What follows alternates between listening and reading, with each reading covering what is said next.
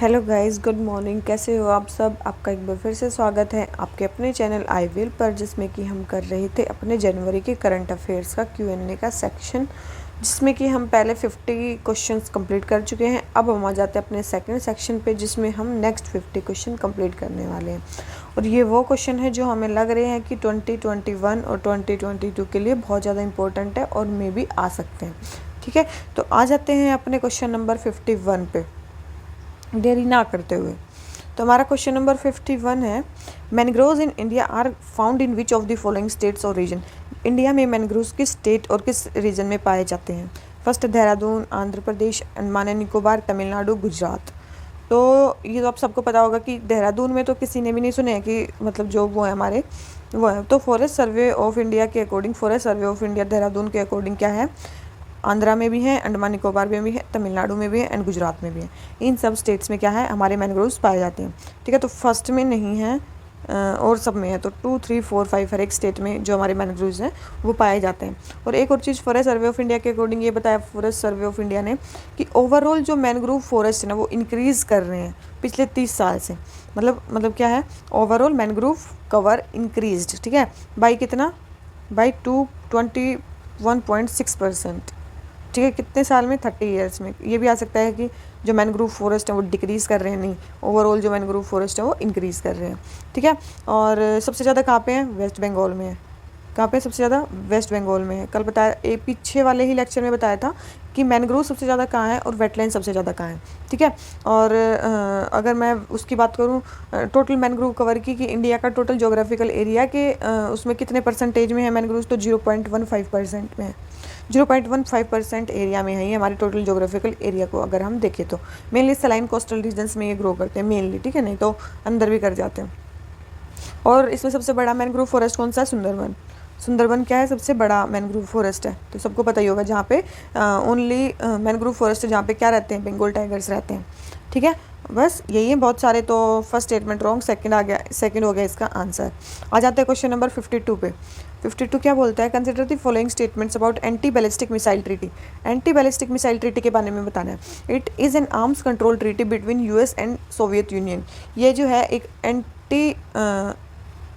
ये जो है एक आर्म्स कंट्रोल ट्रीटी है जो यूएस और सोवियत यूनियन के बीच में हुई है। बिल्कुल, ये एक आर्म्स कंट्रोल ट्रीटी है। ठीक है, सेकंड है, under the treaty each member could verify the other parties compliance using satellite reconnaissance. बिल्कुल, ये भी है। हर इस ट्रीटी में क्या है, यूएस अमेरिका को सैटेलाइट से देख सकता है कि वो कोई एंटी बैलिस्टिक मिसाइल तो नहीं बना रहा है, और ये उसको देख सकता है।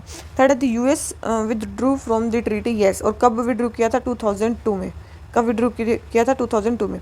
इस ट्रीटी में क्या है ना कि जो यूएस और जो रशिया हैं वो दो साइड्स को प्रिवेंट करने के लिए एंटी बैलिस्टिक मिसाइल बना सकते हैं, केवल उन दो साइड को प्रिवेंट करने के लिए, और एक्स्ट्रा नहीं बना सकते। कौन सी दो साइड को प्रोटेक्ट करने के लिए बना सकते हैं एंटी बैलिस्टिक मिसाइल? एक तो है अपनी नेशनल कैपिटल को सेव करने के लिए, तो एक तो नेशनल कैपिटल को सेव करने के लिए, एक दूसरी उस जगह को जहाँ पे उनकी जो इंटरकॉन्टिनेंटल बैलिस्टिक मिसाइल साइट है उसको प्रोटेक्ट करने के लिए। इन दो साइट को प्रोटेक्ट करने के लिए वो क्या करते हैं, एंटी बैलिस्टिक मिसाइल बना सकते हैं। इसके अलावा नहीं बना सकते। इसके अलावा बनाएंगे तो क्या होगा, ये होएगा, मतलब एक दूसरे पे वो कर सकते हैं। इस ट्रीटी के अंडर एक दूसरे के अंदर को वो सैटेलाइट से देख सकते हैं। यूएस ने विड्रू कर लिया यहाँ से 2002 में। क्यों? क्योंकि उनको एक बनाना था, क्या बनाना, जीएमडी सिस्टम बनाना था। जीएमडी सिस्टम बना था, मतलब ground based mid course defence.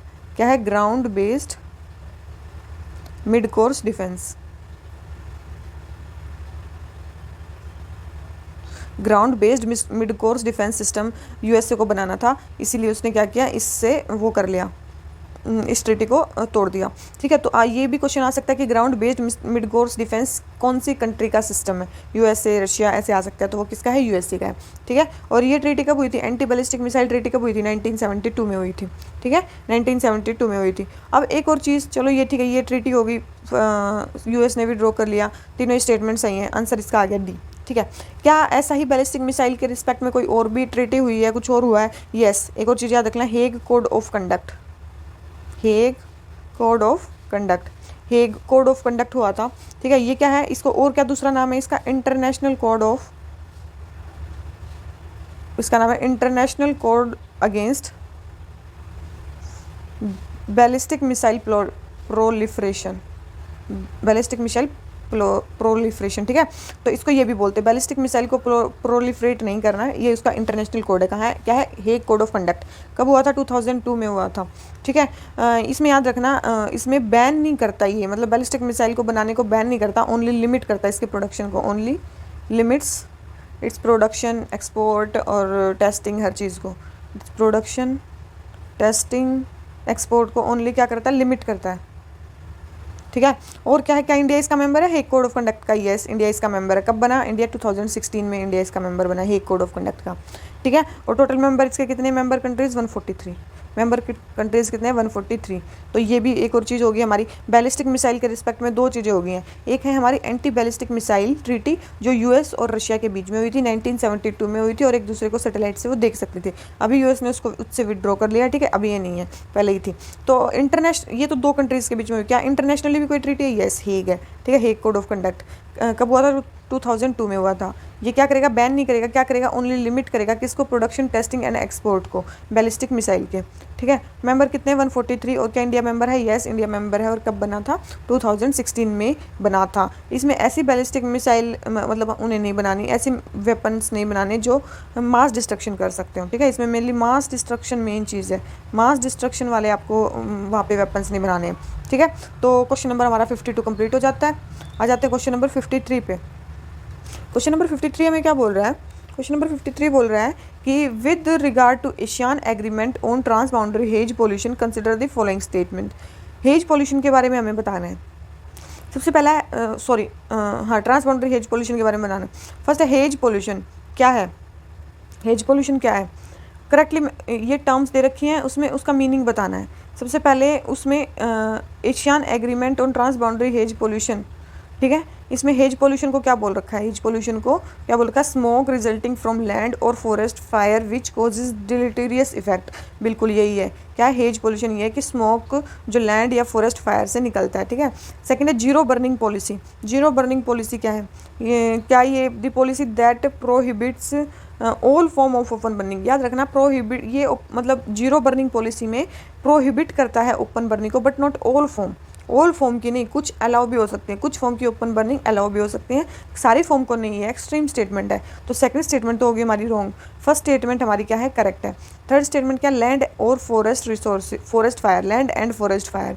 Land and forest fire का क्या है कि कोल, सीम फायर, पीट फायर एंड प्लांटेशन फायर, ये सारी फायर इसी में आती हैं। तो यस, ये सारी इसी में आती हैं।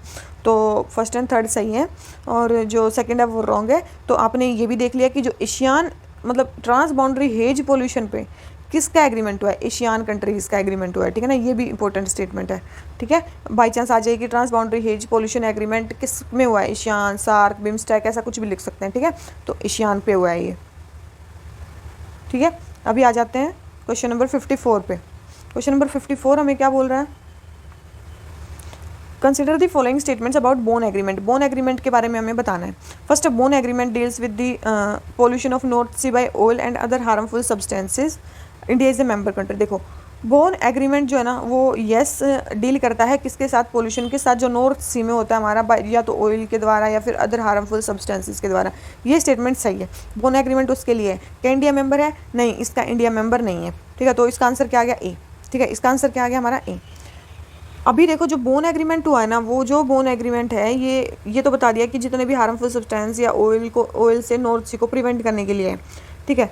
तो इसके मेंबर कंट्रीज़ कितनी है, 10 गवर्नमेंट्स हैं और एक यूरोपियन यूनियन है, 1 यूरोपियन यूनियन है, ठीक है, जो इसमें कोऑपरेट कर रहे हैं। इंडिया तो मेंबर है नहीं, ठीक है। और इसमें 10 गवर्नमेंट्स कौन सी हैं, जो नॉर्थ सी के आसपास हैं, ठीक है। ये चीज़ याद रखना, जो नॉर्थ सी के आसपास हैं वही हैं, जैसे कि होगी बेल्जियम, ठीक है, डेनमार्क, उसके बाद आ जाता है हमारा फ्रांस, जर्मनी, उसके बाद आ जाता है हमारा नीदरलैंड, नॉर्वे, स्वीडन, ठीक है, आयरलैंड। आयरलैंड, दोनों आयरलैंड इसमें है, एक तो रिपब्लिक ऑफ आयरलैंड, एक तो रिपब्लिक ऑफ आयरलैंड है, और एक जो नॉर्दर्न आयरलैंड है वो नॉर्दर्न आयरलैंड है वो, ठीक है। दोनों आयरलैंड इसके अंदर। उसके बाद आ जाता है हमारा यूके, ठीक है। तो हो गई हमारी 10 कंट्रीज़, 3, 4, 5, 6, 7, 8, 9, 10, 10 कंट्रीज़ होगी और एक यूरोपियन यूनियन इसका पार्ट है, ठीक है। तो ये हो गया हमारा बोन एग्रीमेंट, ठीक है, ये हो गया हमारा बोन एग्रीमेंट। एक ये हमारा एग्रीमेंट है, ठीक है, ये बोन एग्रीमेंट हो गया हमारा, ठीक है, वेरी इंपॉर्टेंट। अभी देखो ये बोन एग्रीमेंट किसी ने नहीं सुना होगा, ये तो चलो नॉर्थ सी के लिए हो गया। 2 बोन एग्रीमेंट्स और अभी न्यूज़ में चल रहे हैं, ठीक है। देखो एक बोन एग्रीमेंट, कौन सा बोन एग्रीमेंट, बोन एग्रीमेंट जो हुआ ना, एक बोन एग्रीमेंट हुआ 2001 में, एक बोन एग्रीमेंट हुआ 2001 में। इसमें क्या था, सीरीज ऑफ एग्रीमेंट है ये, ठीक है।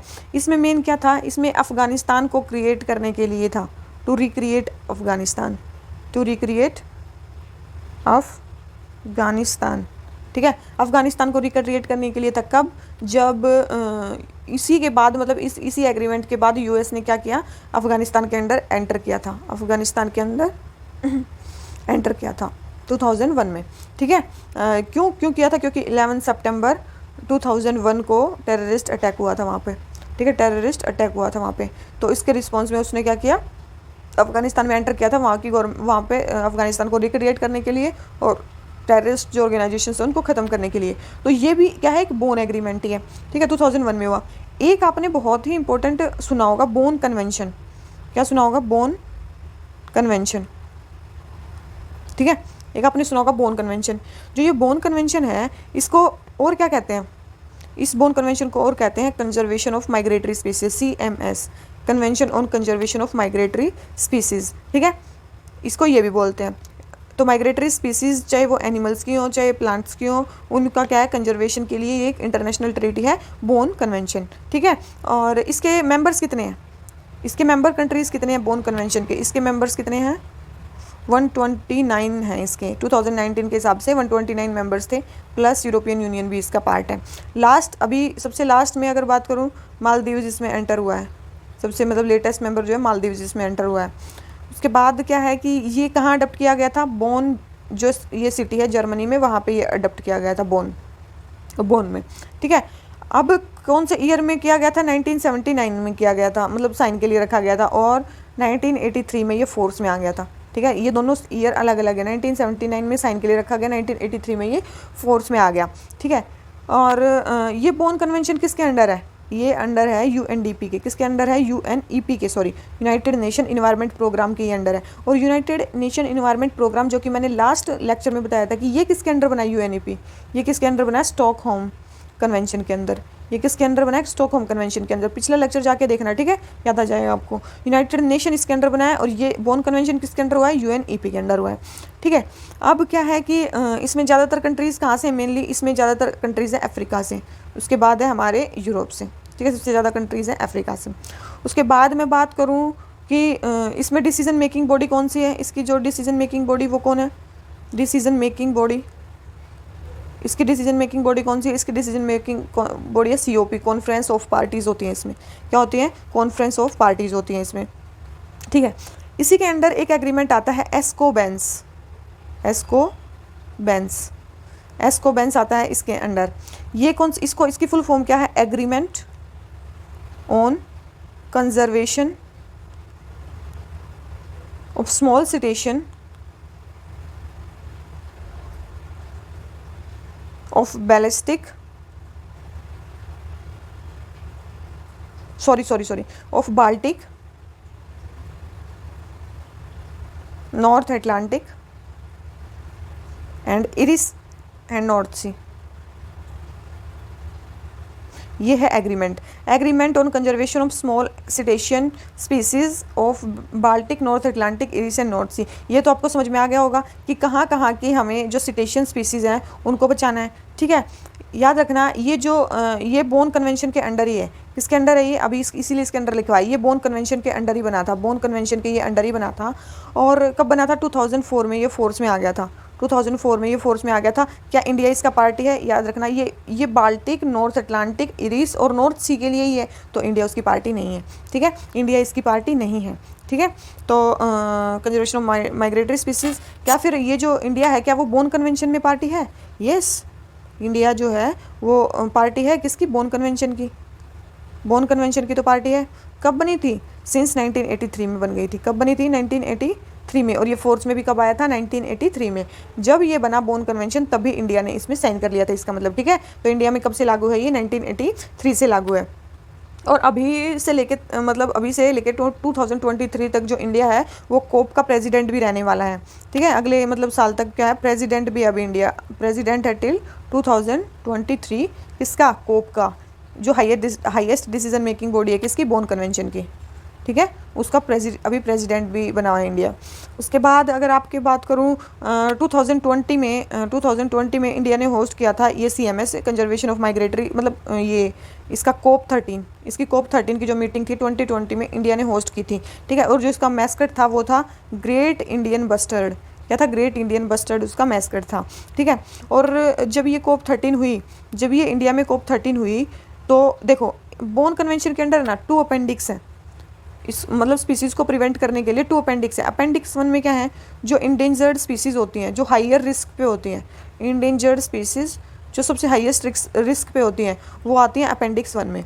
अपेंडिक्स 2 में कौन कौन सी स्पीसीज़ आती हैं, अपेंडिक्स 2 में स्पीसीज़ आती हैं कौन सी, वो वाली स्पीसीज़ जिनको कंजर्वेशन चाहिए, जिनको क्या चाहिए, कंजर्वेशन चाहिए और इंटरनेशनल क्या चाहिए, एफर्ट्स चाहिए प्रिवेंट करने के लिए। मतलब वो इतनी ज़्यादा इंडेंजर्ड नहीं है लेकिन मतलब हो सकती हैं, ठीक है। तो वही है, तो COP13 में है ना 10 स्पीसीज़ को ऐड किया गया अपेंडिक्स 1 में, सॉरी मतलब बोन कन्वेंशन में 10 स्पीसीज़ को ऐड किया गया। ये जब COP13 मीटिंग हुई इसमें 10 स्पीसीज़ को वो किया गया, अंडर डाला गया। तो अपेंडिक्स 1 में इसमें किस किस को डाला गया, 7 स्पीसीज़ को इसमें अपेंडिक्स 1 में डाला गया, ठीक है। ये क्वेश्चन आ जाता है कि CMS के अंडर है कि नहीं, अपेंडिक्स 1 में है, 2 में है, ठीक है। तो CMS के अंडर अपेंडिक्स 1 में 7 स्पीसीज़ को डाला गया इसके अंडर, ठीक है। वो 7 स्पीसीज़ कौन कौन सी हैं, वो 7 स्पीसीज़ हैं, देखो ये 7 स्पीसीज़ है, एशियन एलिफेंट, एक है एशियन एलिफेंट, और क्या है, एक है एंटीपोडियन एल्बाट्रोस, और क्या है, एक है जगुआर, और एक है लिटिल बस्टर्ड, एक है ग्रेट इंडियन बस्टर्ड, एक है लिटिल बस्टर्ड, ठीक है। फिर एक एंटर किया गया ग्रेट इंडियन बस्टर्ड, और एक कौन सा था, एक ओशियनिक वाइट टिप शार्क, एक क्या थी, ओशियनिक वाइट टिप शार्क, और क्या था, क्या और भी था कोई, यस एक थी बंगाल फ्लोरिकन, एक थी बंगाल फ्लोरिकन। ये सारे किस में ऐड किए गए हैं, ये सारे अपेंडिक्स 1 में ऐड किए गए हैं, किसके, CMS के। देखो इनका कंजर्वेशन स्टेटस भी बता देती हूँ IUCN के अकॉर्डिंग, ठीक है। एशियन एलिफेंट और एंटीपोडियन एल्बाट्रोस ये जो हैं ये इंडेंजर्ड है, ये क्या है, ये इंडेंजर्ड है दोनों स्पीसीज। जो जैगुआर और जो लिटिल बस्टर्ड है ये क्या है, नियर थ्रेटेंड है, ठीक है। जो ग्रेट इंडियन बस्टर्ड है और जो हमारा ओशियनिक वाइट टिप शार्क है ये क्या हमारी क्रिटिकल इंडेंजर्ड है, ठीक है, ये क्रिटिकल इंडेंजर्ड है। और जो बंगाल फ्लोरिकन बच गई वो क्या है हमारी, वो थ्रेटेंड है, ठीक है। तो ये सारी हैं हमारी, तो इनका कंजर्वेशन स्टेटस ये है, ये अपेंडिक्स 1 में ऐड हुई हैं। क्या इंडिया की भी कोई स्पीसीज़ हैं, यस, कौन कौन सी, एशियन एलिफेंट और ग्रेट इंडियन बस्टर्ड और कौन सी हमारी, बंगाल फ्लोरिकन। ये जो 3 स्पीसीज़ हैं ये हमारी कहाँ से हैं, इंडिया से हैं। ये कौन से 3 इंडियन स्पीसीज़ हैं, ठीक है। ये हो गया हमारा। अब क्या एक और चीज़ है कि एक और चीज़ है इसी के अंडर कि इंडिया ने साइन कर रखा है। देखो ये होगी हमारी, इसके अंडर जो है ना लीगली बाइंडिंग भी है, नॉन लीगली बाइंडिंग वो भी है, मतलब दोनों ही पार्ट हैं इसके। मतलब CMS के अंडर आप लीगली बाइंडिंग एग्रीमेंट्स भी हैं, कुछ नॉन लीगली बाइंडिंग एग्रीमेंट्स भी हैं। तो इंडिया ने कुछ जो है ना India has signed non legally binding, कुछ ऐसे हैं जो नॉन लीगली बाइंडिंग MOU भी साइन कर रखे हैं, नॉन लीगली बाइंडिंग MOU भी इंडिया ने साइन कर रखे हैं, ठीक है। किसके साथ, CMS के साथ, कंजर्वेशन ऑफ माइग्रेटरी स्पीसीज़ के साथ, ठीक है। किसके लिए, conservation and management of 4 species हैं, कौन कौन सी, एक तो है साइबेरियन क्रेन, साइबेरियन क्रेन, इनके लिए नॉन बाइंडिंग एग्रीमेंट साइन कर रखा है। एक है मैरीन टर्टल, एक है मैरीन टर्टल, एक है ड्यूगोंग, एक है ड्यूगोंग और एक है रैप्टर्स, एक है रैप्टर्स। ये 4 स्पीसीज़ हैं जिसके लिए इंडिया ने non legally binding MOU sign कर रखा है, किसके साथ, कंजर्वेशन ऑफ माइग्रेटरी स्पीसीज़ के साथ। एक और इंडिया किसका पार्ट है, एक सेंट्रल इंडिया किसका पार्ट है, इंडिया पार्ट है किसका, सेंट्रल एशियन फ्लाईवे, किसका, central Asian flyway, central Asian flyway का भी इंडिया पार्ट है। इसमें क्या है, ये एक बर्ड फ्लाईवे नेटवर्क है, क्या है ये, एक बर्ड फ्लाईवे नेटवर्क है। और किस किस के बीच में है, between Arctic and Indian ocean, between Arctic and Indian ocean के बीच में जितने बर्ड्स घूमते हैं इधर से उधर, तो उसके उस फ्लाईवे में आता है, सेंट्रल एशियन फ्लाईवे में इंडिया आता है। ठीक है, तो अब देखो कितनी सारी चीज़ें हमारी कंप्लीट हो गई हैं, क्या क्या चीज़ हमने करवा दी है। सबसे पहले बोन एग्रीमेंट 3 है। एक बोन एग्रीमेंट हमने थोड़ी देर पहले पढ़ा, वो बोन एग्रीमेंट क्या था, वो बोन एग्रीमेंट था उसके लिए नॉर्थ सी में पोल्यूशन को प्रिवेंट करने के लिए। एक बोन एग्रीमेंट 2001 में हुआ अफगानिस्तान के लिए। ठीक है, एक बोन एग्रीमेंट हुआ अफगानिस्तान के लिए, और एक बोन एग्रीमेंट को बोलते हैं कंजर्वेशन ऑफ माइग्रेटरी स्पीसीज। ये इंटरनेशनल एग्रीमेंट है। ठीक है, ये क्या है, इंटरनेशनल ट्रीटी है। ठीक है, इसमें क्या है, अभी लेटेस्ट मेंबर मालदीव्स एंटर हुआ है। मेंबर्स टोटल कितने हैं, 129 है। बोन जर्मनी में हुआ, कब फोर्स में आया, 1983 में, और जिस साल फोर्स में आया उसी साल इंडिया में भी ये मतलब वो हो गया, उसी साल इंडिया में भी ये अडप्ट हो गया। ठीक है, उसके बाद सबसे ज़्यादा कंट्रीज जिसमें कितनी है, कहाँ से हैं, अफ्रीका से हैं। किसके अंडर बना है ये, यूनाइटेड नेशन इन्वायरमेंट प्रोग्राम के अंडर बना है। यूनाइटेड नेशन इन्वायरमेंट प्रोग्राम किसके अंडर बना है, स्टॉकहोम कन्वेंशन के अंडर बना है। उसके बाद हाईएस्ट डिसीजन मेकिंग बॉडी कौन सी है इसकी, कोप, कॉन्फ्रेंस ऑफ पार्टीज। ठीक है, एस्कोबेंस, ASCOBANS, agreement on conservation of small cetacean of Baltic C, north Atlantic, इरीस and North सी, इन सब के लिए जो एग्रीमेंट हुआ है एस्कोबेंस, वो किसके अंडर हुआ है, वो भी बोन कन्वेंशन के अंडर ही हुआ है। कब फोर्स में आया, 2004 में फोर्स में आया। क्या इंडिया मेंबर है, इंडिया मेंबर नहीं है। तो देखो अब इंडिया जो हायर डिसीजन मेकिंग बॉडी है उसका प्रेसिडेंट भी बना 3 साल के लिए। अभी 2020 में जो मीटिंग हुई COP 13 उसका नाम रखा गया। ठीक है, इसमें मैस्कट कौन था, ग्रेट इंडियन बस्टर्ड था। इसमें 10 स्पीसीज को किसके अंडर एंटर किया गया, अपेंडिक्स 1 मतलब CMS के अंडर एंटर किया गया। कुछ अपेंडिक्स 1 में थी, कुछ अपेंडिक्स 2 में थी, मतलब 7 जो थी अपेंडिक्स 1 में थी और जो 3 थी वो अपेंडिक्स 2 में थी। तो जो 1 वाली देख लेते हैं कौन कौन सी हैं, Asian elephant, Antipodean albatross, jaguar, little bustard, great Indian bustard, oceanic white tip shark, Bengal florican. ठीक है, ये सारी किस्में अपेंडिक्स 1 में एंटर की गई हैं। इन ये सब का बहुत ही ज़्यादा इंपॉर्टेंट है, ये कहाँ कहाँ पाई जाती हैं। ठीक है ना, अब आ जाते हैं कि इंडिया ने एक नॉन लीगली बाइंडिंग MOU भी साइन किया, किसके साथ, कंजर्वेशन ऑफ माइग्रेटरी स्पीसीज के साथ। किसके लिए, 4 स्पीसीज के लिए, Siberian crane, marine turtle, dugong and raptors. ठीक है, इंडिया किसका पार्ट है, सेंट्रल एशियन फ्लाईवे का भी पार्ट है। तो ये देखो सारी चीज़ें हो गई हमारी कंप्लीट। आप इसका एक बार यहाँ से स्क्रीनशॉट ले सकते हो और फिर यहाँ से स्क्रीनशॉट ले सकते हो। ठीक है, बोन जितना भी है, मैं इन्वायरमेंट का भी सेक्शन अभी कंप्लीट करवा दिया है। अभी मैं बोन कन्वेंशन जब इन्वायरमेंट में आएगा तो मैं वो नहीं करवाऊंगी। ठीक है, तो अभी हमारा आंसर हो गया इसका ए। आ जाते हैं क्वेश्चन नंबर 55 पे। 55 हमें क्या बोलता है, बुद्धिज्म के बारे में हमें बताना है। फर्स्ट है, Sambodhi tree refers to the death of Buddha. देखो बोधि ट्री के अंदर क्या किया था उसने, किसने, हमारे बुद्धा जी ने क्या किया था। तो बोधि ट्री के अंडर तो इनलाइटमेंट हुआ था उनका, तो डेथ थोड़ी ना हुई थी। तो फर्स्ट स्टेटमेंट तो होगी रॉन्ग। सेकंड क्या, धर्म चक्र परिवर्तन जो है वो किससे रेफर करता है, धर्म चक्र परिवर्तन, जहाँ उसने अपना फर्स्ट सरमन दिया था। कहाँ पे दिया था, सारनाथ में दिया था। कहाँ पे दिया था, सारनाथ में दिया था। ठीक है, तो फर्स्ट स्टेटमेंट रॉन्ग है, सेकंड सही है, तो आंसर आ गया बी। ठीक है, और एक और चीज़ याद रखना, पहला सरमन तो इसने सारनाथ में दिया, लेकिन मैक्सिमम सरमन्स जो बुद्ध है उसने कहाँ दिया है, मैक्सिमम सरमन दिया उसने सरवस्ती में। सरवस्ती में उसने सबसे ज़्यादा सरमन दिया। ठीक है, उसके बाद ये डाई कहाँ पे किए थे, डाई किए थे कुशीनगर में। कहाँ पे किए थे, कुशीनगर में इनकी डेथ हुई थी। उसको क्या बोलते हैं, महापरिनिर्वाण। कहाँ बोलते हैं उसको, महापरिनिर्वाण बोलते हैं। बोर्न कहाँ पे हुए थे, लुम्बिनी में। बोर्न कहाँ पे हुए थे, लुम्बिनी, कपिलवस्तु, नेपाल में। ठीक है, साक्या क्लैन के अंडर। ठीक है, कुशीनगर कहाँ पे, यूपी में है, और ये लुम्बिनी कहाँ पे, नेपाल में। ठीक है, तो हो गया सारा। 55 क्वेश्चन हो जाता है। आ जाते हैं क्वेश्चन नंबर 56 पे। क्या बोलता है, consider the following pairs. Purushpur stupa कहाँ पे है, पिपरवार स्तूपा। तो ये स्तूपा के नाम बताने कि ये कहाँ कहाँ पे है। तो देखो पुरुषपुर जो स्तूपा है वो कहाँ पे है, वो पेशावर में है। ठीक है, पुरुषपुर स्तूपा कहाँ पे है, वो पेशावर में है। वो तक्षशिला में नहीं है। तो पहली स्टेटमेंट तो होगी हमारी रॉन्ग। तो यस, तो ये देखो इनकरेक्टली मैच्ड ही हमें पूछा है कि स्टेटमेंट कौन सी है। ठीक है, तो एक तो फर्स्ट स्टेटमेंट रॉन्ग हो गई हमारी। अगर फर्स्ट स्टेटमेंट रॉन्ग हो गई तो या तो ये आंसर हो सकता है या ये हो सकता है, मतलब 1 और 4 तो गलती है। धर्म जी का स्तूपा, धर्म, ये तो देखो पुरुषपुर स्तूपा कहाँ पे है, अभी लिखवा है पेशावर में। ठीक है, अब है एक धर्मजरी का, ये कहाँ पे है, अमरावती में नहीं है, ये तक्षशिला में है। या ये कहाँ पे है, ये तक्षशिला में है। तो 4th भी रॉन्ग हो जाती है। सेकंड देख लें, पिपरवाहा स्तूपा। जो पिपरवाहा स्तूपा है वो कहाँ पे है, वो नेपाल में ही है। वो नेपाल में ही है और ये ओल्डेस्ट स्तूपा है। ठीक है, ओल्डेस्ट स्तूपा में आता है ये। उसके बाद है धामेक स्तूपा। क्या धामेक स्तूपा कहाँ पे है, तो जो धामेक स्तूपा है वो भी सारनाथ में ही है। और किसने बनवाया था, अशोका ने बनवाया था। किसने बनाया था, अशोका ने बनवाया था। तो फर्स्ट एंड फोर्थ जो हमारी रॉन्ग है और सेकंड एंड थर्ड हमारी करेक्ट है। ठीक है, इसके अलावा भी कोई है, देखो बारहुत जो है ना, एक बारहुत और सांची, ये दोनों ही कहाँ पे हैं, MP में है। अशोका ने बनवाए थे। और किसने, अशोका ने बारहुत में भी बनवाया था और सांची में भी बनवाए थे। ये दोनों अशोका ने ही बनवाए हुए हैं। ठीक है, ये भी इंपॉर्टेंट है, ये भी स्तूपा है। आ जाते हैं क्वेश्चन नंबर 57 पे, Simon commission. There were no Indian members in Simon commission, बिल्कुल सही है।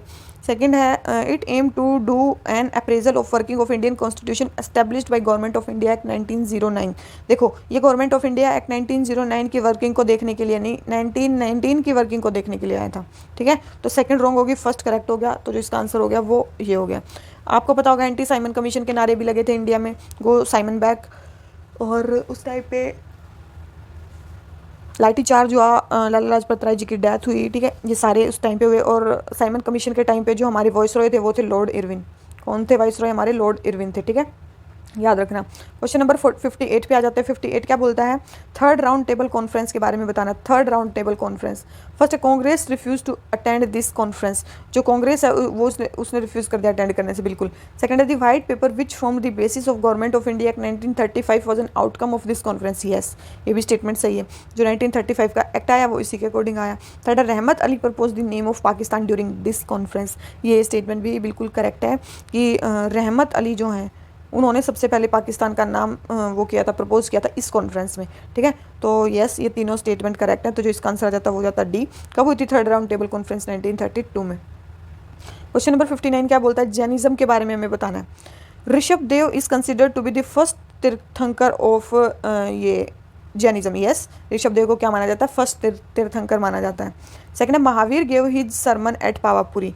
जो ये थे सबसे पहले जो थे महावीर, उन्होंने अपना फर्स्ट सरमन पावापुरी में दिया था। नहीं, एक चीज़ याद रखना, महावीर की जो पावापुरी में डेथ हुई है, पावापुरी में क्या होती है? डेथ हुई है महावीर की। उन्होंने अपना पहला सरमन जो था वो कहाँ दिया था? पहला सरमन दिया था उन्होंने विपुलाचल हिल नियर राजगृह। राजगृह, ठीक है, राजगृह के पास उन्होंने दिया था। कहाँ पे? विपुलाचल हिल, विपुलाचल हिल के पास उन्होंने दिया था अपना। ठीक है, तो पहला सरमन। ठीक है, तो ये second statement wrong, first statement correct. जो आंसर आ जाता है वो ए। और ये इनका जन्म कहाँ पे हुआ था? कुंडाग्राम में जन्म हुआ था इनका। कहाँ पे हुआ था? कुंडाग्राम, वैशाली में इनका जन्म हुआ था। ठीक है, वैशाली में इनका जन्म हुआ था। और महावीर जो थे वो कौन से तीर्थंकर थे? 24th तीर्थंकर थे। जो 23rd तीर्थंकर कौन थे? पार्श्वनाथ, पार्श्वनाथ। ठीक है, ये 23rd तीर्थंकर थे। तो आंसर आ गया ए। आ जाते हैं क्वेश्चन नंबर 60 पे। क्वेश्चन नंबर 60 हमें क्या बोलता है? Which of the following rulers gave patronage to Jainism. Jainism को पैट्रोनेज कौन कौन से रूलर ने दी? ठीक है, फर्स्ट है Chalukya ruler of Gujarat, second है खारवेला, और थर्ड है अमोघवर्षा। तो तीनों ही ने जो है वो किसके उसको वो दी, क्या पैट्रोनेज दी जैनिज्म को। ठीक है, जैनिज्म को तीनों ही रूलर्स ने पैट्रोनेज दी है। ठीक है, आ जाते हैं क्वेश्चन नंबर 61 पे। 61 क्या बोलता है? सांख्या के बारे में बताना है। It believes that the creation of world has been by the God. Sankhya का मानता है कि जो वर्ल्ड का क्रिएशन है वो किसने किया है? वो गॉड ने किया है। तो बिल्कुल गलत है ये स्टेटमेंट। क्यों गलत है ये स्टेटमेंट? क्योंकि जो सांख्य है वो योग, सांख्य में माना जाता है, सांख्य एक फिलोसफी है, उसमें माना जाता है कि जो क्रिएशन है वर्ल्ड का वो दो चीज़ों से हुआ है। एक तो है पुरुषा जिसमें सेल्फ, सोल, माइंड वो चीज़ है, और एक है प्राकृति। एक है प्रकृति।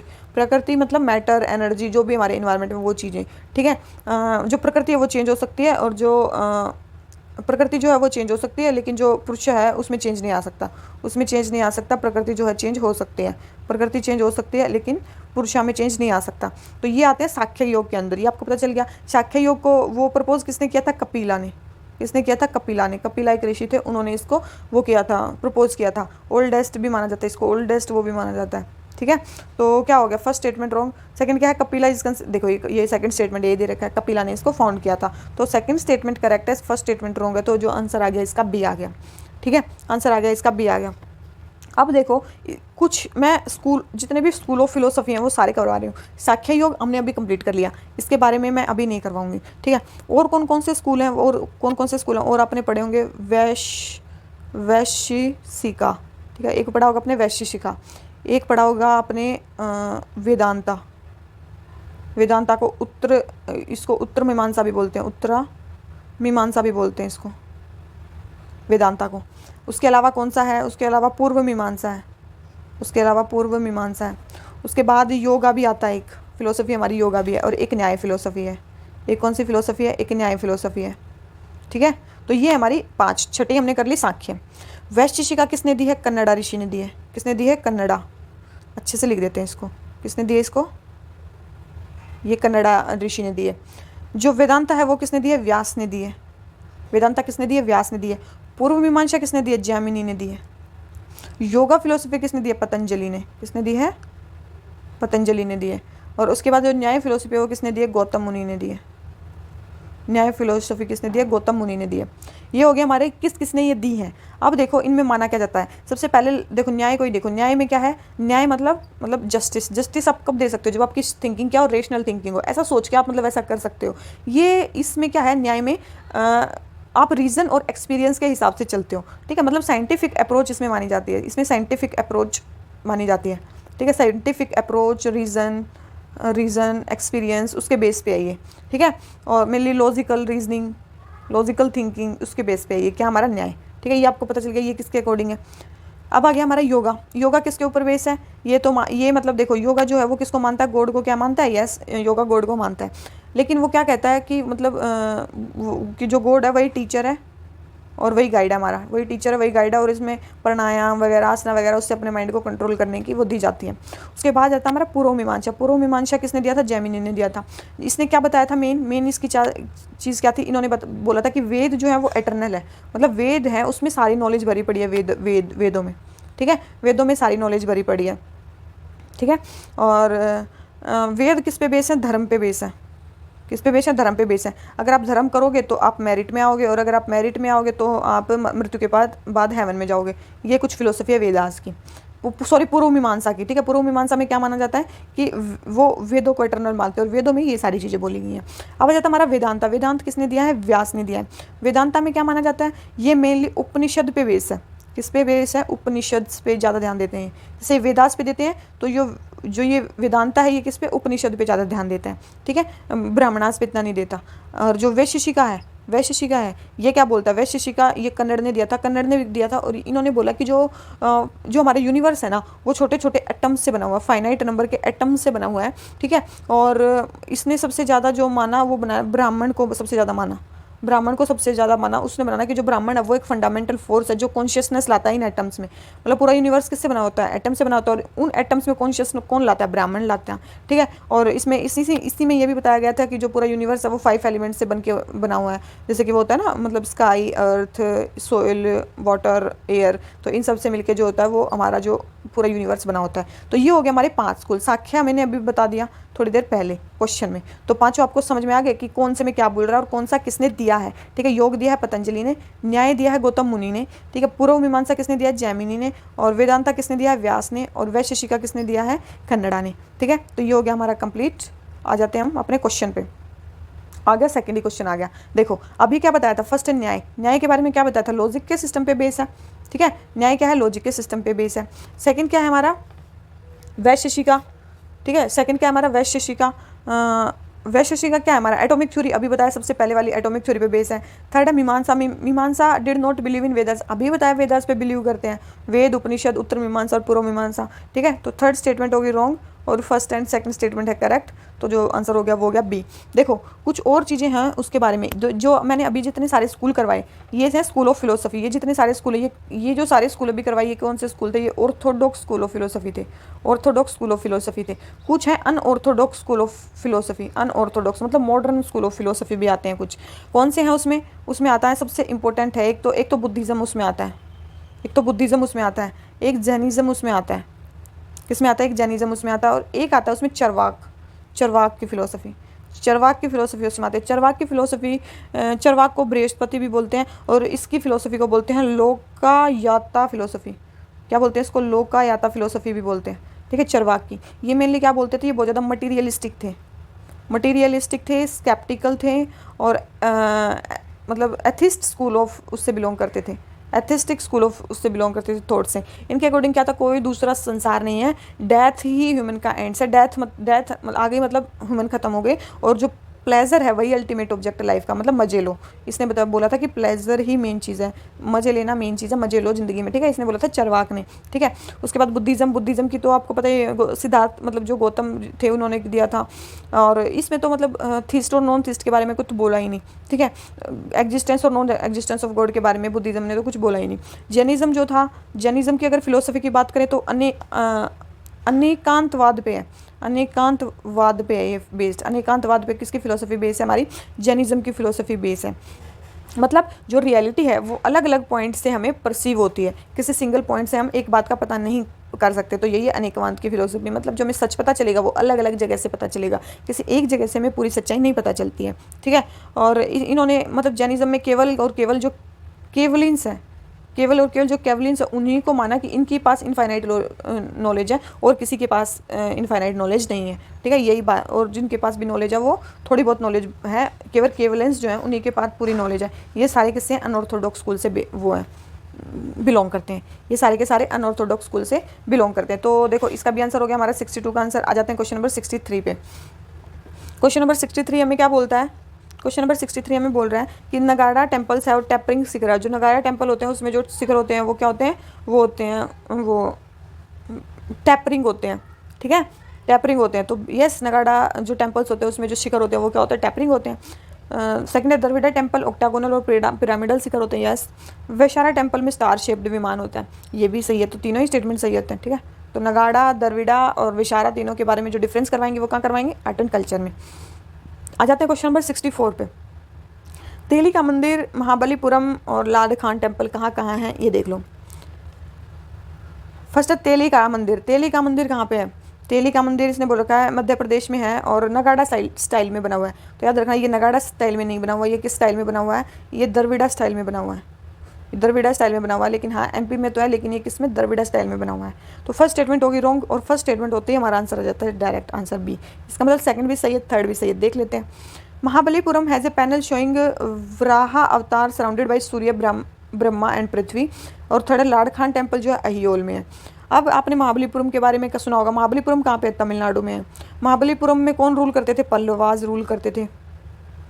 इनकी कैपिटल क्या थी? कांचीपुरम कैपिटल थी। क्या क्या कैपिटल थी इनकी? कांचीपुरम कैपिटल थी पल्लवाज की। ठीक है, यहाँ पे एक मल्लापुरम, यहाँ पे मल्लापुरम ये वही था जो सी पोर्ट था। मल्लापुरम वो सी पोर्ट था यहाँ का। ठीक है, और यहाँ पे कौन कौन से मतलब महाबलीपुरम में कौन कौन से टेम्पल हैं? महाबलीपुरम में शोर टेम्पल आपने नाम सुना होगा, वो भी यहीं पे है। उसके बाद 5 रथ टेम्पल जो कि यूनेस्को वर्ल्ड हेरिटेज साइट में भी है, वो भी इसके अंडर है। उसके बाद अर्जुनास पिनक वो भी यहीं पे है। ठीक है, तो ये सारे टेम्पल किसके अंडर है? यहीं पे है, महाबलीपुरम में ही पाए जाते हैं। लड़खान टेम्पल अहियोल में है। अहियोल कहाँ है? कर्नाटका में है। अहियोल कहाँ पे है? कर्नाटका में, अगर आपको ना पता हो तो। ठीक है, अहियोल कहाँ पे? कर्नाटका में। उसके बाद एक और चीज़ बहुत इंपॉर्टेंट है अहियोल में, क्या कि अहियोल में एक पोएट थे रवि कीर्ति। उनकी एक रवि कीर्ति एक पोएट थे, उनकी यहाँ पे इंस्क्रिप्शन पाई जाती है। ठीक है, उनकी इंस्क्रिप्शन पाई जाती है। उन्होंने क्या यहाँ पे बताया था? उन्होंने बताया था कि जो पुलकेशिन सेकंड है, उन्होंने कैसे जीता हर्षवर्धन को। हर्षवर्धन जो पुलकेशिन सेकंड ने हर्षवर्धन को हराया, तो उसके बारे में जो डिटेल्स हैं वो कहाँ पे हैं? वो पोएट रवि कीर्ति ने लिख रखे हैं। कहाँ पे? अहियोल में ही, अहियोल इंस्क्रिप्शन में। और ये कब हुआ था? ये 1618 AD में हुआ था। ठीक है, तो ये हमारी सारी चीज़ें हो गई हैं इस क्वेश्चन के बारे में। आ जाते हैं क्वेश्चन नंबर 65 पे। 65 हमें क्या बोलता है? The right to protest is a constitutional protected right irrespective of means adopted for the protest. नहीं, ऐसा नहीं है कि आप कोई भी मीन्स थोड़ी ना वो कर सकते हो, अडॉप्ट कर सकते हो। वायलेंस आप नहीं अडॉप्ट कर सकते। ठीक है, तो यस राइट टू प्रोटेस्ट है, लेकिन कोई भी मीन्स नहीं है, नॉन वायलेंट मेथड से है। सेकंड है an organisation having political objective in its memorandum of association और its bylaws can receive foreign funds to carry out protest. तो प्रोटेस्ट करने के लिए आप फॉरेन फंड नहीं ले सकते। ठीक है, एन ऑर्गेनाइजेशन हैविंग मीन उसके पॉलिटिकल ऑब्जेक्टिव नहीं होते। देखो, अगर उसके पॉलिटिकल ऑब्जेक्टिव हैं तो वो प्रोटेस्ट में बाहर से फंडिंग नहीं ले सकते। अगर उसके पॉलिटिकल ऑब्जेक्टिव्स नहीं है तो आप ले सकते हो, तो आप बाहर से फंडिंग ले सकते हो। तो फर्स्ट एंड सेकंड दोनों रॉन्ग है, तो आंसर आ गया डी। ठीक है, आ जाते हैं क्वेश्चन नंबर 66 पे। बंगाल ईस्टर्न फ्रंटियर रेगुलेशन 1873 किसके बारे में है? ठीक है, फर्स्ट है power to prescribe and alter inner line. Bengal frontier regulation किसके बारे में है? फर्स्ट है power to prescribe and alter inner line. Second statement क्या है हमारी? The penalty for crossing the line without pass confiscation of jungle product found with the offender. The power to authorise arrest for the offence against the regulation. तो जितने भी है ना ये सारे ही बंगाल इस एक्ट में पाए जाते हैं, बंगाल रेगुलेशन एक्ट में सारे पाए जाते हैं। The power to prescribe and alter inner line, ये सारे पाए जाते हैं। Penalty, confiscation of property and arrest, ये चारों ही किस में पाए जाते हैं? उसमें पाए जाते हैं। आ जाते हैं क्वेश्चन नंबर 67 पे। क्या बोलता है, the North East areas act 1971 led to formation of UTs of Mizoram and Arunachal.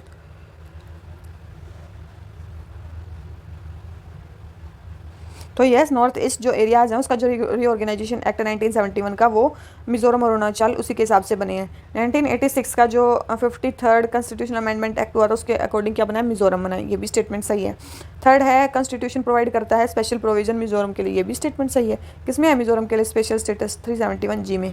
ठीक है, 371 आर्टिकल को याद करने की ट्रिक बताई थी, ठीक है, देख लेना कहाँ पे मैंने करवाई हुई है करंट अफेयर्स में। आंसर आ गया डी। आ जाते हैं क्वेश्चन नंबर 68 पे।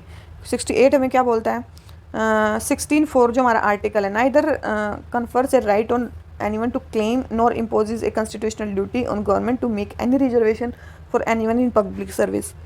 यस, आपको डिस्क्रिमिनेशन से वो करना है, किसी को मतलब कोई कॉन्स्टिट्यूशनल राइट नहीं देता रिजर्वेशन का।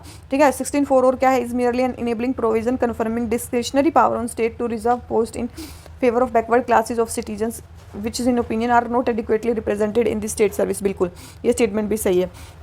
तो इसका आंसर हो जाता है सी। 16(4) में आप सभी को पता होगा, ये तो आपने अच्छे से रट लिए होंगे कि कौन कौन से आर्टिकल में क्या क्या है। अब आ जाते हैं 69 पे।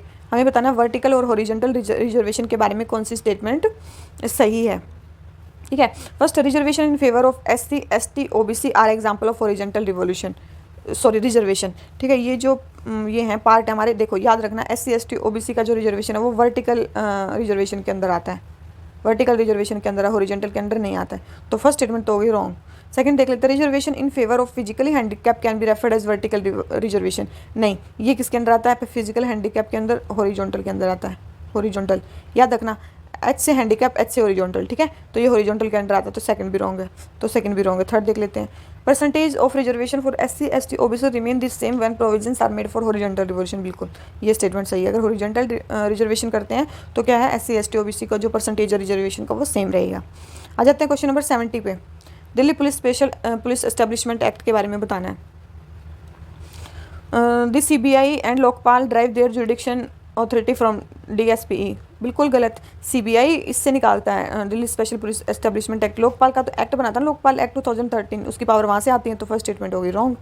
ठीक है, सेकंड है, the CBI need not take consent from the government to investigate any criminal incident occurring in respective state. अगर किसी स्टेट में कोई क्रिमिनल इंसिडेंट हो रहा है तो CBI को स्टेट से पूछ के ही वहाँ जाना पड़ेगा, तो ये स्टेटमेंट भी रॉन्ग है। तो थर्ड क्या है, सेकंड स्टेटमेंट भी रॉन्ग है, तो आंसर ये आ गया हमारा थर्ड। आ जाते हैं थर्ड पे, the central government appoints director of CBI on recommendation of selection committee chaired by prime minister. बिल्कुल, जो CBI का जो डायरेक्टर है वो कौन रिकमेंड करती है, सिलेक्शन कमेटी उसको वो करती है, और उसका हेड PM करते हैं। और कौन कौन होते हैं उसमें, लीडर ऑफ अपोजिशन होते हैं और चीफ जस्टिस ऑफ इंडिया होते हैं, या फिर उसकी जगह सुप्रीम कोर्ट जज भी हो सकते हैं कोई भी। ठीक है, तो ये होते हैं सिलेक्शन कमेटी में। आ जाते हैं क्वेश्चन नंबर 71 पे। प्री पेरिस चैनल हमारा कहाँ पे है। ठीक है, देख लेते हैं प्री पेरिस चैनल कहाँ पे है। तो याद रखना, pre Paris channel India, Andaman island और म्यांमार के बीच में है। अंडमान आइलैंड और म्यांमार के बीच में क्या, प्री पेरिस चैनल। कोको जो स्ट्रेट है वो भी वहीं पे है, कोको स्ट्रेट भी वहीं पे है, प्री पेरिस चैनल भी वहीं पे है। ठीक है, आ जाते हैं 72 पे। 6 डिग्री चैनल किस किस के बीच में है, 6 डिग्री चैनल किस किस को डिवाइड करता है। तो याद रखना, ग्रेट निकोबार और इंडोनेशिया को डिवाइड करता है कौन, 6 डिग्री चैनल। ठीक है, ग्रेट निकोबार और इंडोनेशिया को। अब जाते हैं सुंदा स्ट्रेट किस के बीच में, जावा और सुमात्रा के बीच में है। ठीक है, सुंदा स्ट्रेट किस में, जावा और सुमात्रा के बीच में। ये तो आप सभी को पता होगा, इंडोनेशिया के 2 आइलैंड है, जावा सुमात्रा, उनके बीच में सुंदा स्ट्रेट। ठीक है, आ जाते हैं क्वेश्चन नंबर 74 पे। नागालैंड किस किस के साथ बॉर्डर शेयर करता है। क्या नागालैंड अरुणाचल के साथ करता है, बिल्कुल करता है। बांग्लादेश के साथ नहीं, कहाँ से करेगा, बांग्लादेश के साथ नहीं करता। म्यांमार के साथ यस, तो फर्स्ट एंड थर्ड सही है, सेकंड रॉन्ग है। ठीक है, अच्छे से मैप में जाके देखना कि कहाँ ये करते हैं कि नहीं करते हैं। आ जाते हैं क्वेश्चन नंबर 75 पे। क्या बोलता है, world press freedom index report के बारे में बताना है। इंडिया की जो रैंक है कंसिस्टेंटली इंप्रूव कर रही है, बिल्कुल गलत, कंसिस्टेंटली डिग्रेड हो रही है इंडिया की रैंक। क्यों हो रही है, देखो 2018 की बात करूँ, इंडिया की रैंक थी 138, 2019 में इंडिया की रैंक होगी 140, और 2020 में इंडिया की रैंक होगी 142 आउट ऑफ 180 कंट्रीज़ की बात कर रही हूँ मैं ये। ठीक है, तो डिटीरियोरेट हो रही है। Second, report is compiled bye reporters without borders. Yes, report तो यही निकालते हैं, तो सेकंड स्टेटमेंट सही है, फर्स्ट रॉन्ग है। तो हो गया बी। आ जाते हैं क्वेश्चन नंबर 76 पे। 76 हमें क्या बोलता है, good governance index. Good governance index को कौन रिलीज़ करता है, इसने बोल रखा नीति आयोग। नीति आयोग रिलीज़ नहीं करता है। एक तो है DARPG, एक तो ये डिपार्टमेंट है, प्लस एक है centre of good governance Hyderabad, एक सेंटर ऑफ गुड गवर्नेंस है हैदराबाद में, वो इसको रिलीज़ करते हैं। ठीक है, तो पहला तो हो गया गलत। पब्लिक अफेयर्स इंडेक्स कौन करता है? पब्लिक अफेयर्स सेंटर करता है। और रूल ऑफ लॉ इंडेक्स कौन करता है? वर्ल्ड जस्टिस प्रोजेक्ट करता है। तो आंसर क्या आ गया इसका? 76 का ए आंसर आ गया। ठीक है, कि जो गुड गवर्नेंस इंडेक्स है उसको ये रिलीज करते हैं। पब्लिक अफेयर्स इंडेक्स को कौन रिलीज करता है? Public affairs centre. और रूल ऑफ लॉ इंडेक्स को वर्ल्ड जस्टिस प्रोजेक्ट। तो ठीक है, तो इसका आंसर हो गया ए। आ जाते हैं क्वेश्चन नंबर 77 पे। ये क्या बोलता है? Article 25 of Indian constitution bestows which of the following fundamental rights. Article 25 जो है वो कौन कौन से फंडामेंटल राइट हमें देता है? फर्स्ट है फ्रीडम ऑफ कंसाइंस, यस देता है। Freedom to profess practice and propagate religion, yes देता है। फोर्सफुल कन्वर्जन विदाउट कंसेंट, नहीं, फोर्सफुल कन्वर्जन नहीं, अपनी मतलब इच्छा के हिसाब से आप कर सकते हो। तो थर्ड स्टेटमेंट रॉन्ग हो जाती है, फर्स्ट एंड सेकंड स्टेटमेंट सही है। आंसर आ गया सी, आर्टिकल 25 में। ठीक है, क्वेश्चन नंबर 78 क्या बोलता है?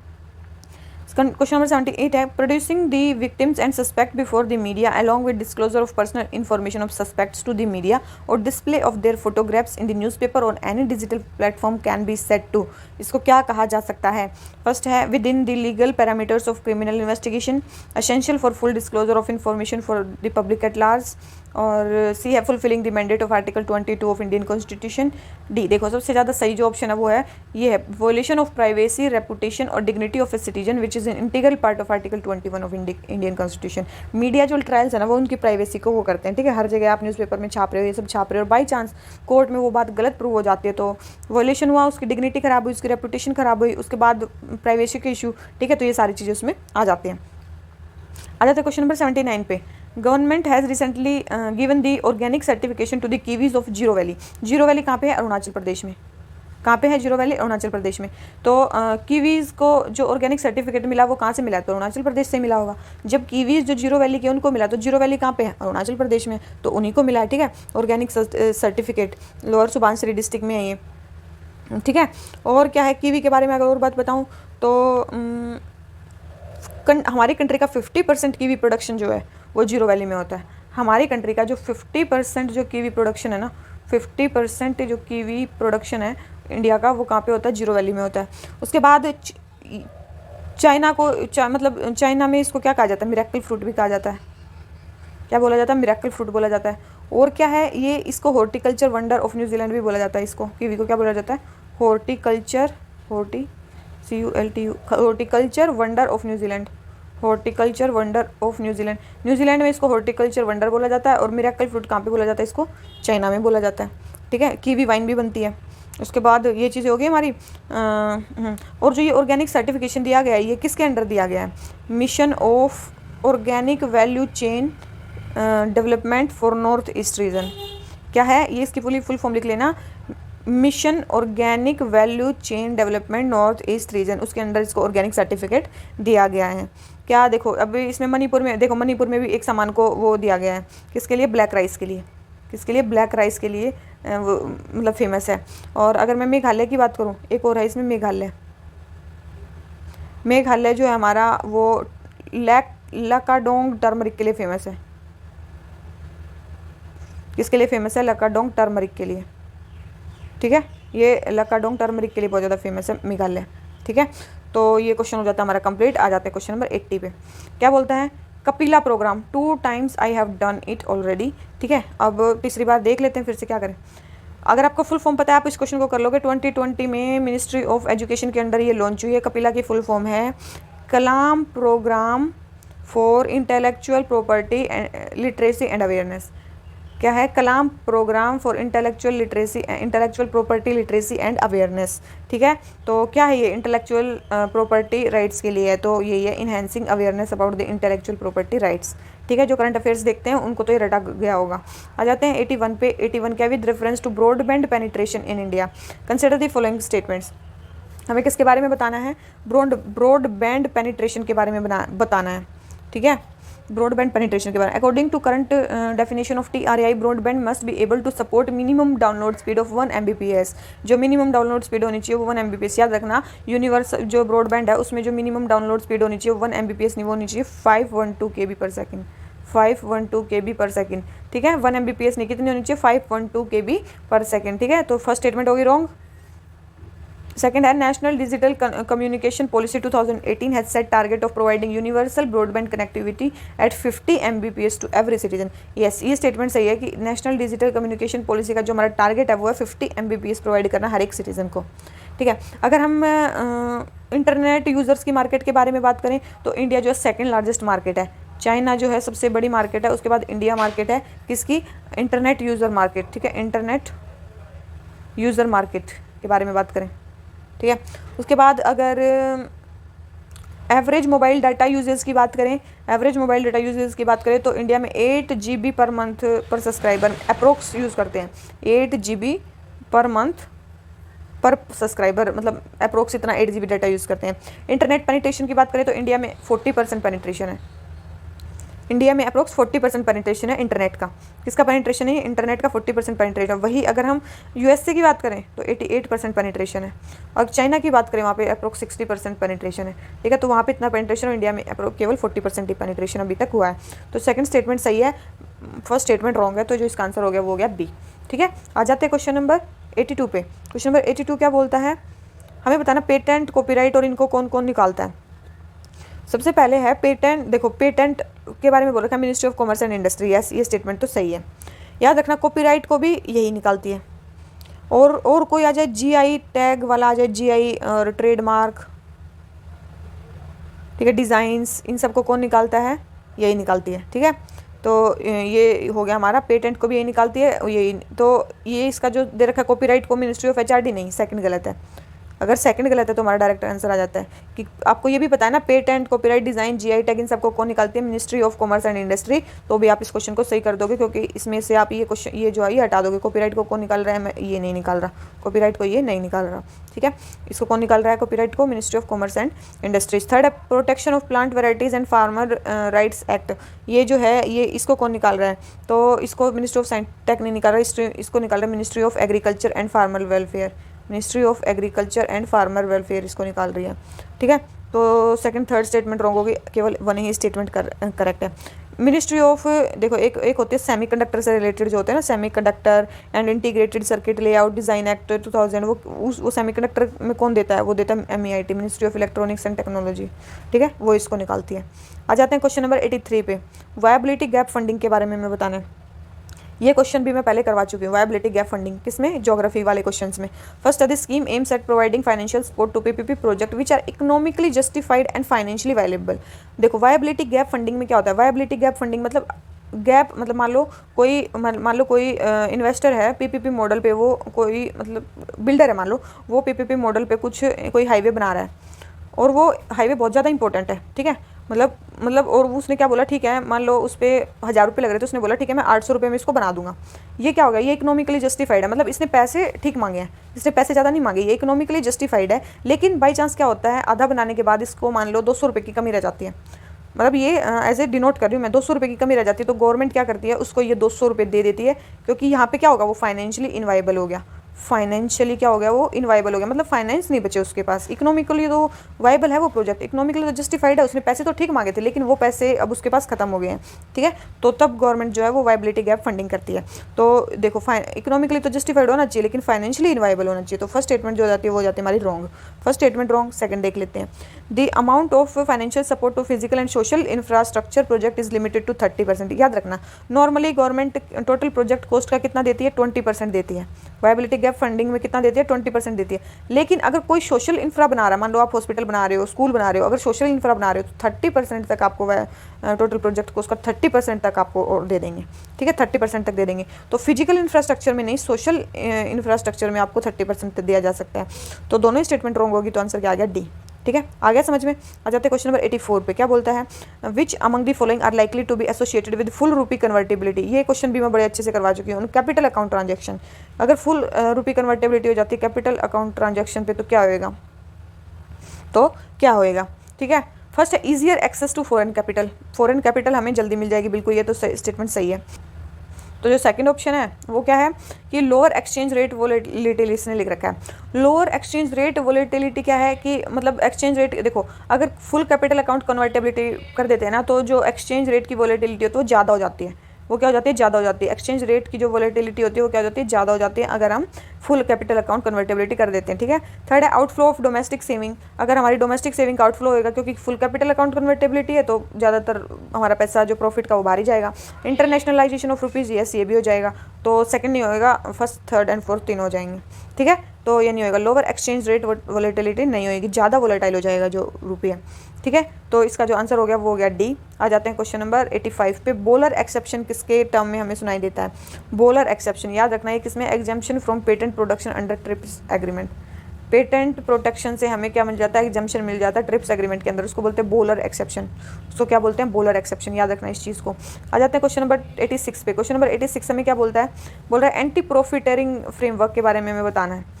एंटी प्रॉफिटरिंग फ्रेमवर्क फर्स्ट है कि the companies can pass on the benefit of reduction in GST either in the form of reduction of prices और by providing higher quantity of commodity at same price.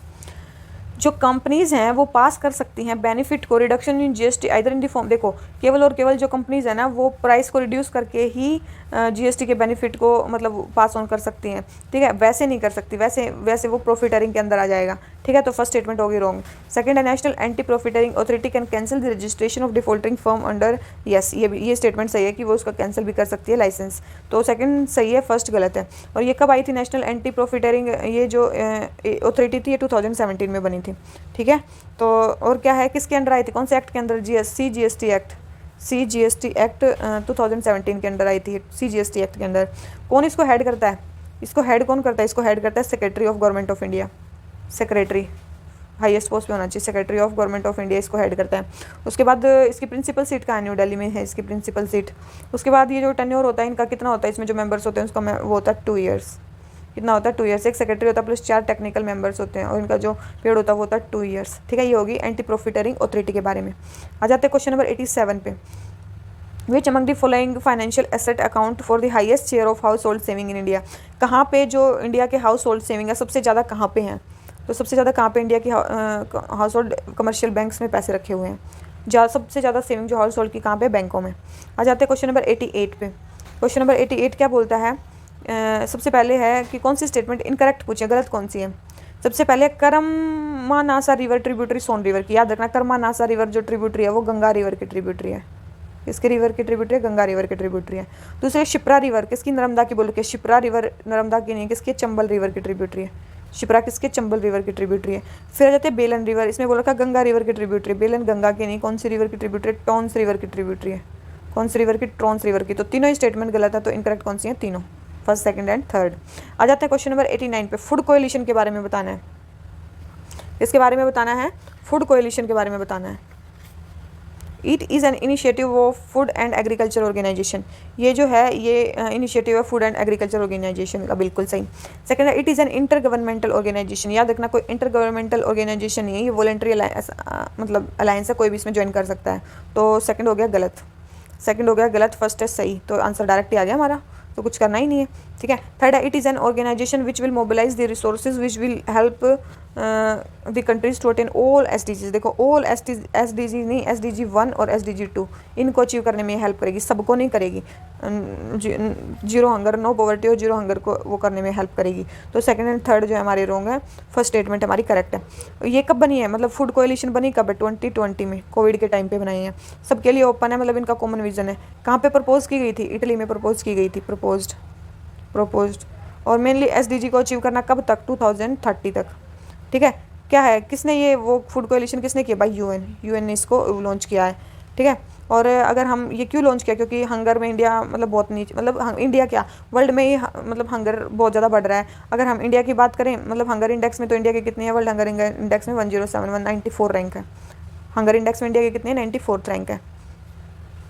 आ जाते हैं question number 90 पे। Question number 90 क्या होता है, लक्षित दिवस is celebrated in Orissa, जो लक्षित दिवस है वो कहाँ पे सेलिब्रेट होता है, उड़ीसा में। सेकंड है केवाड़िया जो है वो कहाँ पे, तापी रिवर पे प्रेजेंट है। और थर्ड स्टेटमेंट हमारी क्या है कि छठ पूजा किसके लिए होती है, तो पता नहीं कौन सी स्टेटमेंट इनकरेक्ट है। पहले देख लेते हैं लक्षित दिवस, लक्षित दिवस कहाँ पे होता है, आपने इतना बार पढ़ लिया, उड़ीसा में नहीं है ये, कहाँ पे, लक्षित दिवस असम में मनाया जाता है, लक्षित बोरफुहान के याद में। क्यों, क्योंकि उसने मुगल आर्मी को हराया था ब्रह्मपुत्रा के ऊपर।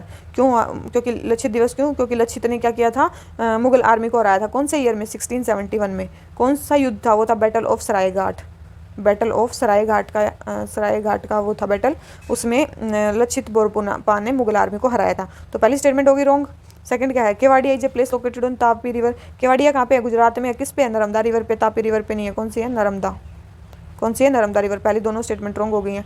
थर्ड देख लेते हैं, छठ पूजा किसके लिए है, रिवर गोडेस नहीं। छठ पूजा में मेन क्या माना जाता है, सन की पूजा की जाती है। किसकी पूजा की जाती है, सन की पूजा की जाती है। तीनों स्टेटमेंट रॉन्ग है, आंसर क्या आ गया, डी। ठीक है, आंसर आ गया डी। आ जाते हैं क्वेश्चन नंबर 91 में। 91 कौन सी मिनिस्ट्री के अंडर कौन सा है। ठीक है, फर्स्ट है हुनर हाट। हुनर हाट किसके अंडर है, याद रखना है, स्किल डेवलपमेंट के अंडर नहीं है। हुनर हाट किसके अंडर है, मिनिस्ट्री ऑफ माइनॉरिटी अफेयर्स के अंदर। किसके अंदर है, माइनॉरिटी अफेयर्स के अंदर। तो फर्स्ट स्टेटमेंट रॉन्ग, आंसर आ गया हमारा डायरेक्ट। सेकंड एंड थर्ड, मतलब गरिमा ग्रह किसके अंदर है, yes, ministry of social justice and empowerment के अंदर है। स्वाधार ग्रह किसके अंदर है, मिनिस्ट्री ऑफ चाइल्ड डेवलपमेंट के अंदर। तो दोनों स्टेटमेंट सेकंड एंड थर्ड सही है, फर्स्ट जो है वो हमारी स्टेटमेंट रॉन्ग है। आ जाते हैं क्वेश्चन नंबर, और ये जो गरिमा ग्रह है ये किसके लिए, ट्रांसजेंडर के लिए। किसके लिए, ट्रांसजेंडर्स के लिए ये गरिमा ग्रह। ठीक है, आ जाते हैं क्वेश्चन नंबर 92 पे। 92 क्या हमें क्या बोलता है, 30 मीटर टेलीस्कोप के बारे में हमें बताना। 30 मीटर टेलीस्कोप क्या बोलता है, इट इज़ लोकेटेड इन हवाई। फर्स्ट है 30 metre telescope is located in Hawaii, yes, जो ये है ये हवाई में स्थित है। सेकंड है India is participating in this programme. India जो है इस प्रोग्राम में पार्टिसिपेट कर रहा है, यस, इंडिया भी इसमें पार्टिसिपेट कर रहा है 30 मीटर टेलीस्कोप पे। थर्ड है it will be largest ground based observatory in world, yes, ground based observatory सबसे बड़ी होगी वर्ल्ड में। तो जो इसका आंसर हो जाता है वो जाता है हमारा डी। ठीक है, इसका आंसर हो जाता है हमारा डी। क्या इंडिया पार्टनरशिप, क्या इंडिया जो है और भी पार्टनरशिप कर रहा है, मतलब अदर ग्लोबल पार्टनरशिप भी है, मतलब इंडिया की, मतलब कोई ऐसे प्रोजेक्ट चल रहे हो जिसमें देखे 30 मीटर टेलीस्कोप में इंडिया पार्टनरशिप कर रहा है, क्या और प्रोजेक्ट में भी कर रहा है, यस, आपने नाम सुना होंगे लीगो प्रोजेक्ट, उसमें भी इंडिया पार्टिसिपेट कर रहा है। CERN प्रोजेक्ट, ये फिजिक्स लेबोरेटरी का, पार्टिकल फिजिक्स लेबोरेटरी का, ये भी, यस, इंडिया इसमें भी पार्टिसिपेट कर रहा है। एक है FAIR क्या है, facility for anti proton and ion research. क्या है ये, facility for anti proton and ion, मतलब आयन रिसर्च, ये कहाँ पे, जर्मनी में, यस, इसमें भी इंडिया पार्टिसिपेट कर रहे हैं। और किस में कर रहा है, SKA स्क्वायर किलोमीटर एरे, ये अफ्रीका में जो मतलब हो रहा है ना, अफ्रीका में जो सेटअप हो रहा है कारू डेजर्ट में, तो यस, इंडिया इसमें भी पार्टिसिपेट कर रहा है। और किस में कर रहा है, ITER international thermo nuclear experimental reactor जो है उसमें क्या इंडिया पार्टिसिपेट कर रहा है, यस, इंडिया इसमें भी पार्टिसिपेट कर रहा है। ठीक है, 35 नेशंस इसमें कोलैबोरेट कर रहे हैं। ठीक है, ये इंपॉर्टेंट है ITER।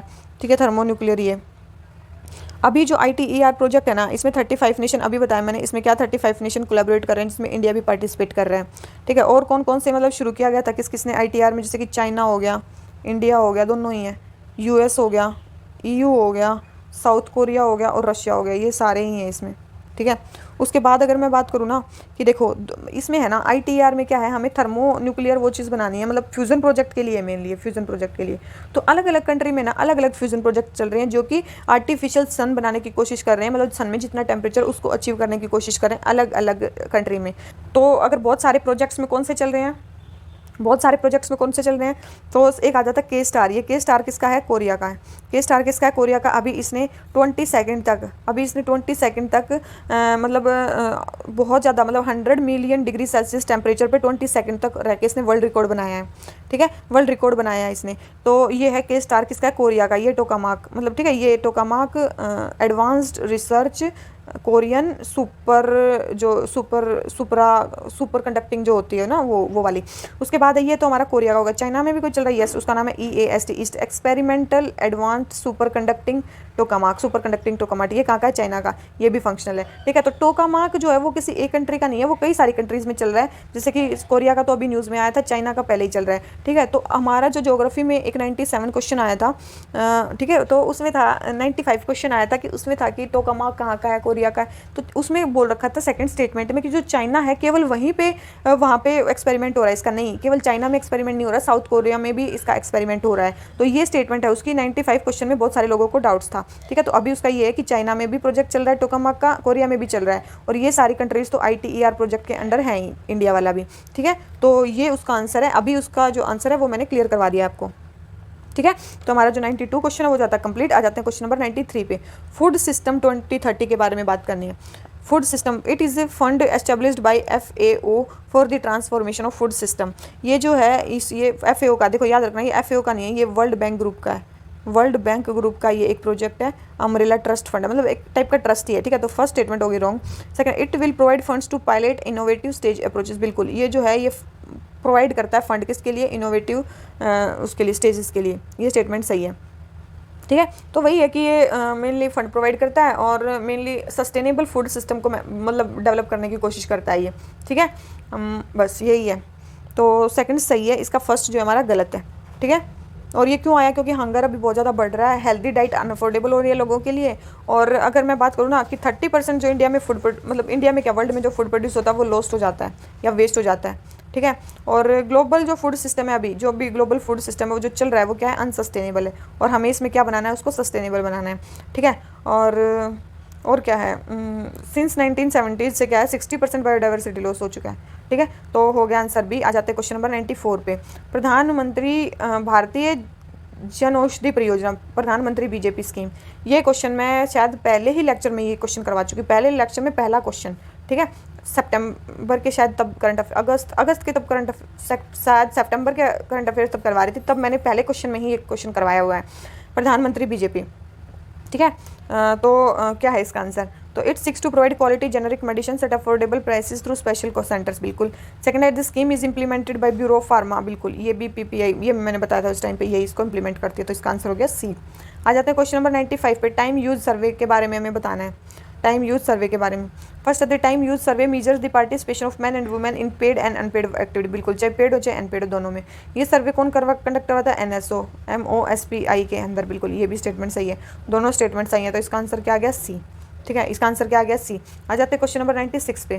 क्या बोलता है, Lakshmi Vilas bank was recently placed under moratorium, तो इसका मतलब क्या है लक्ष्मी विलास बैंक को इसके अंदर रखा गया है। फर्स्ट है कि when a bank is placed under moratorium restrictions are laid down with respect to acceptance and withdrawal of deposits for a temporary period of time, बिल्कुल टेम्परेरी पीरियड के लिए क्या होते हैं, आप पैसे नहीं निकाल सकते या डाल सकते उस बैंक में। सेकंड है, the notification to place a bank under moratorium is issued by reserve bank, याद रखना जो नोटिफिकेशन इशू करती है वो गवर्नमेंट ऑफ इंडिया करती है, ना कि रिजर्व बैंक। रिजर्व बैंक की रिकमेंडेशन पे करती है, रिजर्व बैंक रिकमेंड करेगा तभी वो करेगी, लेकिन इशू कौन करती है, गवर्नमेंट ऑफ इंडिया करती है। तो इसका जो आंसर हो गया वो हो गया ए, ठीक है। आ जाते हैं क्वेश्चन नंबर 97 पे। क्या बोलता है, FDI, गवर्नमेंट का FDI पॉलिसी के बारे में बताना है। Presently the FDI is completely prohibited in digital media for uploading और streaming of news and current affairs, क्या कम्प्लीटली प्रोहिबिट है, नहीं, कहाँ तक है, 26% तक उसमें डाल सकते हैं, कम्प्लीटली प्रोहिबिट नहीं है। सेकंड है, the government allows 100% FDI print media में भी जो हमारा FDI कितना है 26%, 100% नहीं है, तो दोनों स्टेटमेंट रॉन्ग होगी, आंसर क्या आ गया हमारा डी, ठीक है। आ जाते हैं क्वेश्चन नंबर 98 में। क्या बोलता है, which among the following arguments can put forward in favour of issuing bank licence to large industrial corporate houses, देखो बड़े बड़े कॉर्पोरेट हाउसेस को अगर हम बैंक बना दें, ऐसे इसके सपोर्ट में स्टेटमेंट बतानी है कौन सी है। फर्स्ट है, the Indian economy would be less prone to external shocks, जो इंडियन इकोनॉमी है वो कम प्रोन, देखो जब भी कॉर्पोरेट हाउसेस ज़्यादा उनको लाइसेंस देंगे बैंकिंग का, तो वो क्या करेंगे, याद रखना एक्सटर्नल सोर्स से ज़्यादा प्रोन हो जाएंगे, हमारी जो इकोनॉमी है वो ज़्यादा प्रोन हो जाएगी एक्सटर्नल सोर्स से। सेकंड है, promotes interconnected lending, promotes interconnected lending, interconnected lending को प्रमोट तो ये करता है, देखो इंटरकनेक्टेड लैंडिंग को ये प्रमोट करता है, लेकिन इंटरकनेक्टेड लैंडिंग से क्या होएगा, कन्फ्लिक्ट बढ़ेगा, कन्फ्लिक्ट ऑफ इंटरेस्ट बढ़ेगा कि जो बिजनेसमैन होंगे वो अपने ही बिजनेस में लोन दे देंगे, ठीक है, और फिर बाद में खुद ही NPA बन जाएंगे और खुद ही फिर गवर्नमेंट से ले लेंगे, तो इससे क्या हो जाएगा, गवर्नमेंट पे बर्डन बढ़ जाएगा, ठीक है। तो इंटरकनेक्टेड लैंडिंग इसके फेवर में कोई स्टेप नहीं है। Third, improve credit GDP ratio, yes, ये है कि शायद ये नॉर्मल जनता को लोन दे तो क्रेडिट टू GDP रेशियो इनका बढ़ जाएगा, बस यही इनके इसमें ये एक पॉजिटिव पॉइंट्स है। ये दोनों जो फर्स्ट एंड सेकंड स्टेटमेंट है ये रॉन्ग है, तो जो इसका आंसर हो जाता है वो हो जाता है हमारा सी। आ जाते हैं क्वेश्चन नंबर 99 पे। क्या बोला, तारापुर कमेटी किसके लिए बैठी थी, आप सभी को पता होगा तारापुर, अभी बताया कैपिटल अकाउंट कन्वर्टेबिलिटी के लिए, अपने इकोनॉमिक की सीरीज देखी होगी तो उसमें आपको रट गया होगा, कैपिटल अकाउंट कन्वर्टेबिलिटी के लिए बैठी थी तारापुर कमेटी, ठीक है, तारापुर कमेटी इसी के लिए बैठी थी। 100 क्वेश्चन है, यूनिवर्सल सर्विस ऑब्लिगेशन फंड के बारे में बात करनी है। The financial resources for this fund are raised through universal service levy of 5% of adjusted gross revenue of telecom service provider, बिल्कुल जो यूनिवर्सल सर्विस ऑब्लिगेशन फंड है उसमें क्या है, ये प्रोवाइड किया जाएगा, बिल्कुल। सेकंड है, this fund was established with the object of improving telecom services in remote and rural areas of India. ये जो फंड है ये क्या करेगा, उसी पैसे को कहाँ पे लगाएगा, रिमोट और रूरल एरियाज में टेलीकॉम सेक्टर को और ज़्यादा इंप्रूव करने के लिए। तो दोनों स्टेटमेंट सही है, तो जिसका आंसर हो जाता है वो जाता है सी। और ये किसके अंडर है, Indian telegraph act amendment act 2003 के अंदर है। इंडियन टेलीग्राफ अमेंडमेंट एक्ट 2003 के अंडर है। और ये जो है इसको क्या देता है, स्टैट्यूटरी स्टेटस देता है। यूनिवर्सल सर्विस ऑब्लिगेशन फंड को क्या देता है, स्टैट्यूटरी स्टेटस देता है। तो हमारे आज के जो 100 क्वेश्चन है वो भी कंप्लीट हो जाते हैं। तो इसी नोट पे आज का लेक्चर हम खत्म करते हैं। अगर आपको लेक्चर पसंद आया तो प्लीज़ एक लाइक करके जरूर जाओ और अपने ग्रुप में इसको शेयर करो, सब्सक्राइब करो, ठीक है, ताकि हमें भी मोटिवेशन मिले कुछ आगे करने का, कुछ जल्दी जल्दी लेक्चर्स लाने का, ठीक है। तो इसी नोट पर आज का लेक्चर खत्म करते हैं। So thank you very much, bye bye.